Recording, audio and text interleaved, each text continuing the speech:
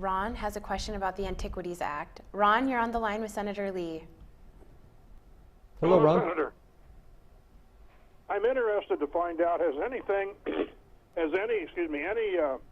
thought been given to eliminating the Antiquities Act completely?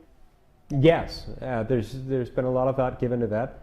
You know, Congress has the ability, would have the ability, with or without the Antiquities Act, to designate national monuments. If we did it that way, as I think we should, then there would be a national discussion when we wanted to do something like that. I'm very uncomfortable generally with laws that give unfettered power to the President of the United States to take action on his own, without any input from anyone else, without any accountability to Congress. That's exactly what the Antiquities Act does. Now, at the time the Antiquities Act was enacted into law, just over 100 years ago, I don't think many people anticipated that monuments designated would be much larger than a few acres, or perhaps a few dozen acres.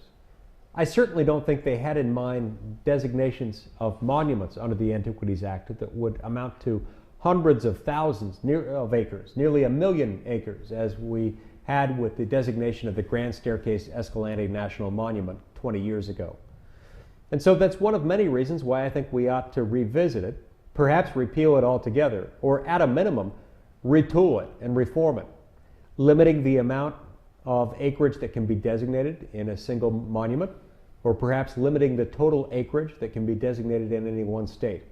As I see it, we've been picked on enough in the state of Utah. We already have 2/3 of our land under federal ownership. We already have nearly 1 million acres of designated monument acreage. So we really ought to take a serious look at that, and I would be very pleased if we just repealed it altogether, allowing for future designations of national monuments to be made by Congress in consultation with the President by an act of Congress amounting to a law. That's how it ought to be done.